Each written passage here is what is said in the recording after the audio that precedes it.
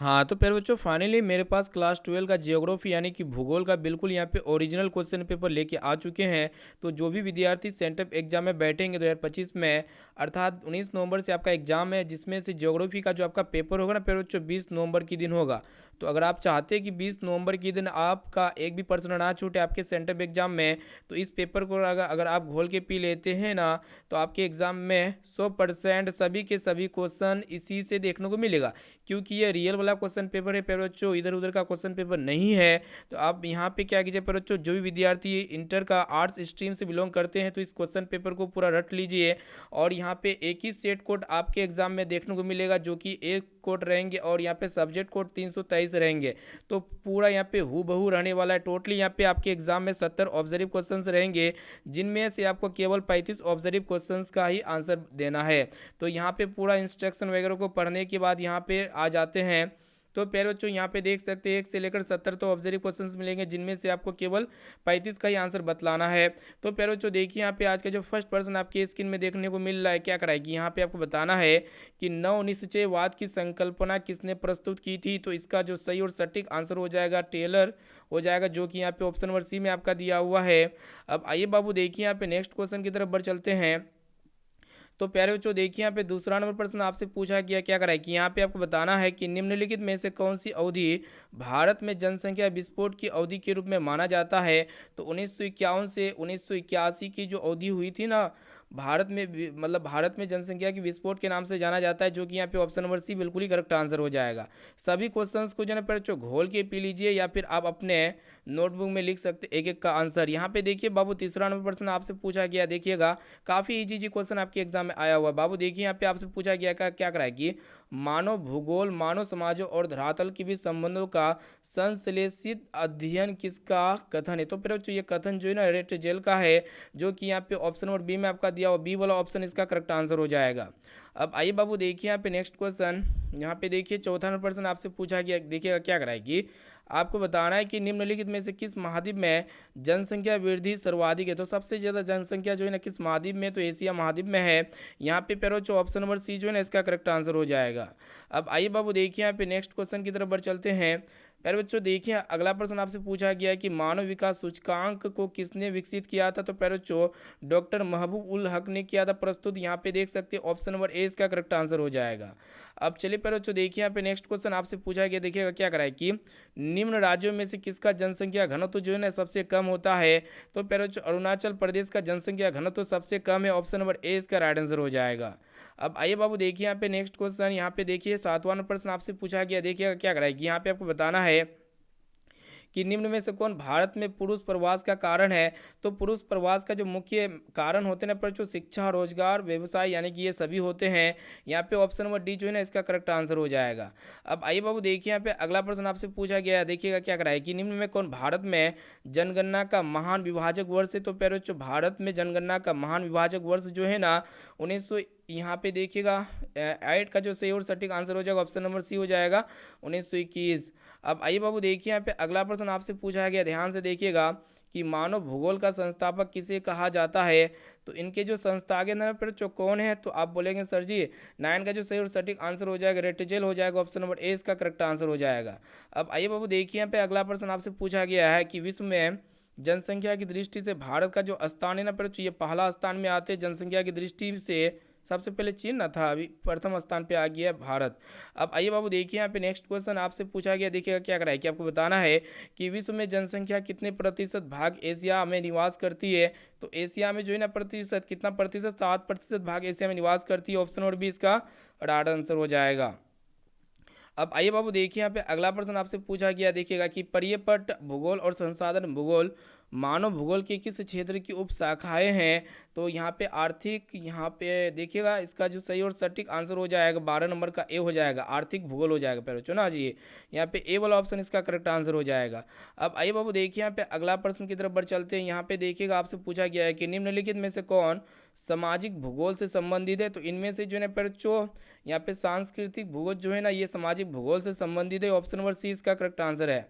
देखिए पर जो अगला प्रश्न आपसे पूछा गया, ध्यान से देखिएगा यहाँ पे क्या करा है कि किन दो देशों मतलब यहाँ पे क्या करा है कि किन दो देशों के विद्वानों ने मानव विकास सूचकांक का विकास किया।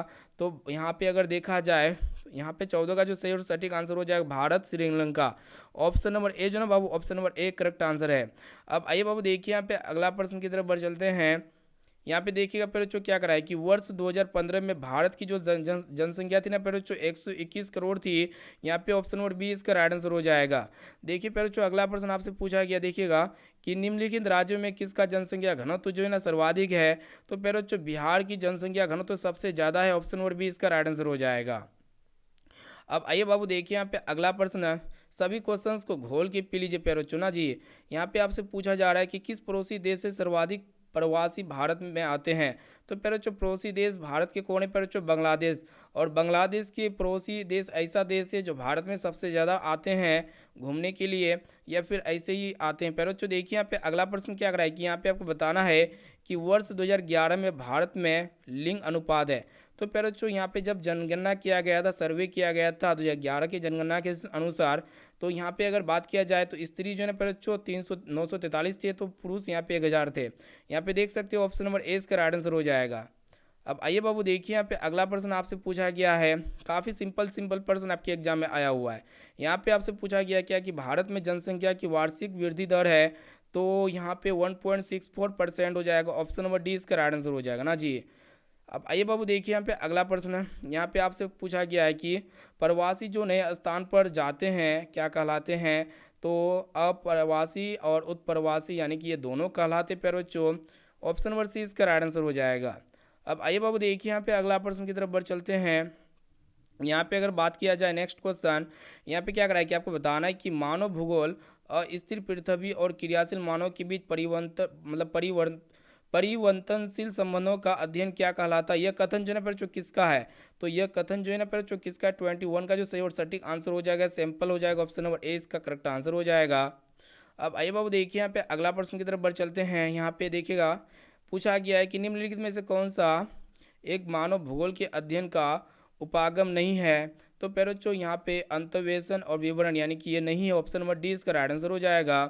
अब आइए पैरोचो देखिए यहाँ पे अगला प्रश्न आपसे पूछा गया है, देखिएगा कि निम्नलिखित में से किस देश की जनसंख्या वृद्धि दर न्यूनतम है। तो सबसे न्यूनतम जो है पैरोचो लातविया की जनसंख्या सबसे न्यूनतम है, ऑप्शन नंबर डी इसका राइट आंसर हो जाएगा। अब चलिए पैरोचो अगला प्रश्न की तरफ बढ़ चलते हैं। देखिए यहाँ पे नेक्स्ट क्वेश्चन की तरफ यहाँ पे अगर बात किया जाए अगला प्रश्न क्या कराएगी प्यारे बच्चों, देखिएगा ध्यान से क्वेश्चन को कि जनआंख्यिकीय संक्रमण सिद्धांत किनसे संबंधित है। तो प्यारे बच्चों ये जो है ना किससे संबंधित है, तो यहाँ पे 24 का जो सही उत्तर हो जाएगा थॉमस एडिसन से संबंधित है, ऑप्शन नंबर सी इसका करेक्ट आंसर हो जाएगा ना जी। अब आइए पर बच्चों देखिए यहाँ पे अगला प्रश्न आपसे पूछा गया है कि निम्नलिखित में से कौन सा प्रवास का अपकर्ष कारक है। तो प्रवास का जो अपकर्ष कारक है ना पर बच्चों कौन सा है। तो 25 का जो सटीक आंसर हो जाएगा अनुकूल जलवायु, ऑप्शन नंबर सी इसका राइट आंसर हो जाएगा। अब आइए बाबू देखिए यहाँ पे अगला प्रश्न की तरफ बढ़ चलते हैं। देखिए पर बच्चों अगला क्वेश्चन यहाँ पे आपसे पूछा गया, देखिएगा ध्यान से कि निम्नलिखित में से किस देश का लिंग अनुपात विश्व में सर्वाधिक है। तो विश्व में सर्वाधिक जो है ना पर बच्चों सबसे ज़्यादा अगर बात किया जाए 26 का जो इसका राइट आंसर हो जाएगा पर बच्चों ऑप्शन नंबर सी में आपका दिया हुआ है Latvia, option number C correct answer है। ठीक चलिए पहले बच्चों देखिए यहाँ पे अगला प्रश्न क्या कराए कि निम्नलिखित में से कौन सा देश उच्च मानव विकास सूचकांक वाला है। तो यहाँ पे अगर बात किया जाए तो उच्च मानव विकास सूचकांक वाला जो देश है ना पर जो नॉर्वे है, ऑप्शन नंबर डी इसका राइट आंसर हो जाएगा। अब आइए बाबू देखिए यहाँ पे अगला प्रश्न आपसे पूछा गया है कि निम्नलिखित में से कौन सा मानव विकास का एक सूचक नहीं है। तो मानव विकास का एक सूचक जो है ना पर जो क्षमता नहीं है, ऑप्शन नंबर डी इसका राइट आंसर हो जाएगा। अब आइए बाबू देखिए यहाँ पे नेक्स्ट क्वेश्चन की तरफ बढ़ चलते हैं। यहाँ पे अगर पूछा जाए, यहाँ पे आपके एग्जाम में पूछा गया है कि निम्नलिखित में से कौन सा देश निम्न मानव विकास सूचकांक वाला देश है। तो जिम्बाब्वे हो जाएगा पर ऑप्शन नंबर डी इसका राइट आंसर हो जाएगा। अब आइए बाबू देखिए यहाँ पे नेक्स्ट क्वेश्चन, यहाँ पे अगर बात किया जाए अगला प्रश्न का, यहाँ पे देखिए कि निम्नलिखित में से किस देश में वर्तमान में युवा आबादी सर्वाधिक है। तो सबसे ज़्यादा जो है ना युवा का आबादी कहाँ पे प्रेजेंट में, तो भारत में है, ऑप्शन नंबर बी इसका राइट आंसर हो जाएगा। अब आइए बाबू देखिए यहाँ पे नेक्स्ट क्वेश्चन, यहाँ पे आपके एग्जाम में पूछा गया है कि निम्नलिखित में से कौन सा समूह भारत का विशालतम भाषाई समूह है। तो विशालतम भाषाई समूह सबसे ज़्यादा जो है ना पर जो किस देश में है, तो भारतीय आर्य में है, ऑप्शन नंबर डी इसका राइट आंसर हो जाएगा। मतलब भारत का एक ऐसा मतलब ये है भाषा समूह है भारतीय आर्य। अब आइए पर देखिए यहाँ पे नेक्स्ट क्वेश्चन की तरफ बढ़ चलते हैं। यहाँ पे अगर बात किया जाए अगला प्रश्न का, यहाँ पे कौन सा सन जो है ना 2011 की जनगणना के अनुसार भारत की श्रमजीवी का संवर्ग नहीं है। ठीक है, तो आपको पता होना चाहिए प्यारे बच्चों। अगर बात किया जाए 32 का सही और सटीक आंसर, तो यहाँ पे ऑप्शन नंबर बी में आपका दिया हुआ है कारखाना श्रमिक, ऑप्शन नंबर बी इसका राइट आंसर हो जाएगा। प्यारे बच्चों देखिए यहाँ पे अगला प्रश्न आपके एग्जाम में पूछा गया है कि भारत में प्रथम जनगणना किस वर्ष संचालित की गई थी, तो 1881 में संचालित की गई, तो ऑप्शन नंबर सी इसका राइट आंसर हो जाएगा प्यारे बच्चों। अब आइए बाबू देखिए यहाँ पे नेक्स्ट क्वेश्चन, यहाँ पे क्या कराएगी, कौन सा भारत में अंतर्राज्यीय ग्रामीण से ग्रामीण महिलाओं के प्रवास का मुख्य कारण है, तो यहाँ पे क्या है प्यारे बच्चों, शिक्षा या काम और रोजगार। तो इसका जो सही और सटीक आंसर हो जाएगा प्यारे 34 का विवाह हो जाएगा, जो कि यहाँ पे ऑप्शन नंबर ए इसका राइट आंसर हो जाएगा ना जी। अब आइए बाबू देखिए यहाँ पे नेक्स्ट क्वेश्चन की तरफ बढ़ चलते हैं। यहाँ पे देखिएगा अगला प्रश्न आपसे पूछा गया है कि किस राज्य में उत्प्रवासियों की संख्या सर्वाधिक है, तो उत्प्रवासियों की जो संख्या सबसे ज़्यादा है ना जो बिहार या केरल राज्य में, सॉरी बिहार राज्य में है, ऑप्शन नंबर ए इसका राइट आंसर हो जाएगा। अब आइए बाबू देखिए यहाँ पे नेक्स्ट क्वेश्चन क्या कराए कि जनगणना 2011 के अनुसार भारत में निम्नलिखित राज्यों में से किस किस में कुल संख्या सर्वाधिक है। ठीक है, तो यहाँ पे इसका जो सही और सटीक आंसर हो जाएगा बच्चों केरल हो जाएगा ना जी। अब आइए बाबू देखिए यहाँ पे नेक्स्ट क्वेश्चन की तरफ चलते हैं। अगला प्रश्न क्या कराए कि यहाँ पे आपको बताना है कि जनगणना 2011 के अनुसार भारत के निम्नलिखित राज्यों में से किस में किस एक में स्त्री निम्नतम है, तो पहले जो 37 का जो सही और सटीक आंसर हो जाएगा बिहार हो जाएगा ना जी, ऑप्शन नंबर डी इसका राइट आंसर हो जाएगा। अब आइए बाबू देखिए यहाँ पे नेक्स्ट क्वेश्चन, यहाँ पे क्या पूछा गया है कि निम्न में कौन सा प्रवास का एक कारक है, तो प्रवास का जो एक कारक है ना पर जो प्रतिकर्ष और अपकर्ष कारक, यानी कि ये दोनों कारक है। अब आइए बाबू देखिए यहाँ पे अगला प्रश्न है, यहाँ पे पूछा गया है कि निम्न में से कौन आर्थिक भूगोल की उप शाखा नहीं है, तो इनमें से जो है पहले जो आर्थिक भूगोल की जो उप शाखा कौन नहीं है, तो सैन्य भूगोल नहीं है, जो कि ऑप्शन नंबर डी में आपका दिया हुआ है, डी वाला ऑप्शन इसका राइट आंसर हो जाएगा। अब आइए बाबू देखिए यहाँ पे आपसे पूछा गया है कि ग्रिफिथ टेलर ने किस संकल्पना को प्रस्तुत किया था, यानी कि टेलर ने किस संकल्पना को प्रस्तुत किया था, तो नव निश्चयवाद को प्रस्तुत किया था, ऑप्शन नंबर सी इसका राइट आंसर हो जाएगा। अब आइए बाबू देखिए यहाँ पे अगला प्रश्न आपसे पूछा गया है कि कौन एक जन स्थानांतरण का अपकर्ष का कारक नहीं है, तो इनमें से रहन सहन निम्न दिशाएं, ऑप्शन नंबर सी इसका राइट आंसर हो जाएगा। पहले बच्चों देखिए यहाँ पे अगला प्रश्न है कि नव निश्चयवाद संकल्पना में किस घटक को महत्वपूर्ण माना गया, तो प्राकृतिक घटक और मानवीय घटक, यानी कि ये दोनों घटकों को मुख्य माना गया, जो कि यहाँ पे ऑप्शन नंबर सी इसका राइट आंसर हो जाएगा। अब आइए बाबू देखिए यहाँ पे नेक्स्ट क्वेश्चन की तरफ बढ़ चलते। अगला प्रश्न आपके एग्जाम में पूछा गया, देखिएगा कि क्षेत्रों में से कौन सघन जनसंख्या वाला क्षेत्र है, तो पश्चिमी यूरोप हो जाएगा, पर ऑप्शन नंबर ए इसका राइट आंसर हो जाएगा। यहाँ पे क्या कराए कि जनआंख्यिकीय संक्रमण सिद्धांत की किस अवस्था में जन्म और मृत्यु दोनों दरें उच्च होती है, तो प्रथम, ऑप्शन नंबर ए इसका करेक्ट आंसर हो जाएगा। प्यारे बच्चों अगला क्वेश्चन की तरफ बढ़ चलते हैं। यहाँ पे अगर बात किया जाए नेक्स्ट क्वेश्चन कि भारत की जनसंख्या का अधिकांश भाग किस क्षेत्र में बसता है, तो यहाँ पे अगर बात किया जाए 45 का, इसका जो सही सटीक आंसर हो जाएगा मैदानी क्षेत्र, option number C right answer हो जाएगा। यहाँ पे क्या कराए कि कौन जनसंख्या वृद्धि का कारक है, तो इनमें से जो है पर जो जनसंख्या वृद्धि का जो कारक है जन्म प्रवास मृत्यु, यानी कि ये सभी हो जाएगा, ऑप्शन नंबर डी इसका राइट आंसर हो जाएगा। अब आइए बाबू देखिए यहाँ पे नेक्स्ट क्वेश्चन की तरफ बढ़ चलते हैं। यहाँ पे आपसे पूछा गया है कि भारत में विश्व की कुल जनसंख्या के कितने प्रतिशत लोग बसते हैं, तो यहाँ पे अगर बात किया जाए तो 17%, ऑप्शन नंबर बी इसका राइट आंसर हो जाएगा। प्यारे बच्चों सभी क्वेश्चंस को घोल के पी लीजिए। 2011 की जनगणना के अनुसार भारत का जो जन घनत्व क्या है प्यारे बच्चों, तो यहाँ पे अगर बात किया जाए तो 382 व्यक्ति पर वर्ग किलोमीटर हो जाएगा, ऑप्शन नंबर बी इसका राइट आंसर हो जाएगा। अब आइए बाबू देखिए यहाँ पे नेक्स्ट क्वेश्चन क्या कराए कि मलिन बस्तियाँ किस क्षेत्र में पाई जाती है, तो ग्रामीण या शहरी क्षेत्र, तो इनमें से दोनों शहर में पाई जाती है, ऑप्शन नंबर सी इसका राइट आंसर हो जाएगा। प्यारे बच्चों सॉरी यहाँ पे शहरी क्षेत्र हो जाएगा। मलिन बस्तियाँ किस क्षेत्र में पाई जाती है प्यारे बच्चों, शहरी क्षेत्र में। यहाँ पे देखिए क्या कराएगी संभववाद अवधारणा में किस घटक को महत्वपूर्ण माना गया है, तो यहाँ पे अगर बात किया जाए तो प्राकृतिक घटक मानवीय घटक, यानी कि दोनों को महत्वपूर्ण माना गया है। तो प्यारे बच्चों पेपर को अपने दोस्तों में जरूर शेयर कीजिए।